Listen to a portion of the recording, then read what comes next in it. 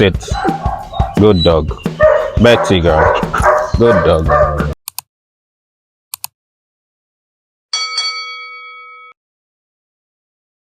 Today we're going to be talking about choosing a German Shepherd dog puppy, the things you need to consider. It's important that you know the dog you want to choose, simply because there are so many puppies, there are so many dog breeds around. So you need to be sure that what you're choosing is actually what you want. To start with, there are two ways to find out whether a German Shepherd dog puppy is what you want. There's the physical, and then there's the internal. I'll start with the physical. When you research the breed standard, it gives you what the dog should look like on the exterior. So you're able to know that it's supposed to have ears standing, supposed to have a specific snout-like thing. The nose is supposed to be black. The eyes are supposed to be black or dark brown. The tail is not supposed to curl. It's just supposed to be like a saber. So these are some of the physical things. So when you get to get a puppy, look at the parents. See if the parents fit that standard. See if the parents have those colors that the German Shepherd dog are known for: black and tan, red and tan, sable. They are specific colors. So when you research, you'll see those specific colors that the dog is known for. If the parents have them, then you can say physically, by looking at the dog and by looking at the parents, you'll be able to know. Then again, you look at the temperament. Watch the puppy. Does it play? When you come, does it come to you or does it run away? How does it play? How does it interact with its mates? How does it interact with the parents if the parents are there for it to interact with? These are things that give you an idea of what kind of dog you would have. What's the play drive like? Not the prey drive. This time you're looking at the play drive. How does it play with its mates in the litter? How does it run around? How does it chase things around? If you throw a ball, what does it do when you throw a ball? Does it back off? Is it frightened?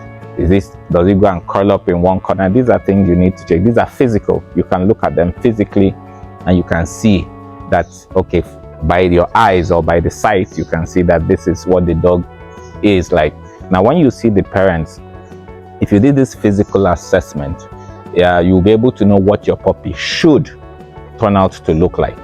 It should be a better copy of the parents if the breeder is a responsible breeder, because the breeder is supposed to breed to improve the breed, or at least to maintain the standard of the breed. So that gives you a physical idea.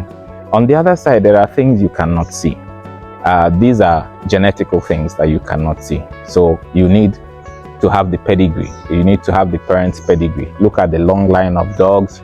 Look at if they've had any health issues in the past, because German Shepherd dogs suffer hip dysplasia and elbow dysplasia. So you need to be able to check the pedigree and see in the line of the dog, have they had major health issues or they've not had major health issues? Are the parents from proven pedigreed lines, or are they mixed? Then in that sense, there's a physical thing again you need to look for white spots. If you have a large white patch on the dog, then it's a no-no. If you have a small white patch on the chest of the dog, it's acceptable as part of the standard. But these are things that are genetically determined from looking at the history of the dog, looking at the pedigree. Then what sex do you want? The sex, basically, also always remember that the parents contribute to how the dog is born, and then they will be able to tell you, the owner will be able to tell you, this is how the mother behaves, this is how the father behaves. So some of these genetic traits in terms of character and temperament will be transferred to the puppy. So that those are things you can't physically see. So you need to ask a lot of questions of the breeder. Where did he get his dog? How are they trainable? What's their temperament like?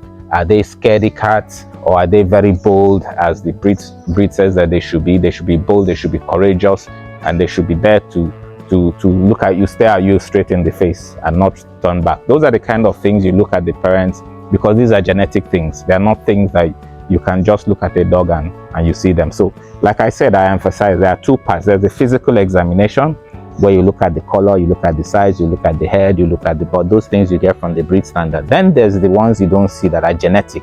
So you need to ask a lot of questions when it has to do with the genetic ones.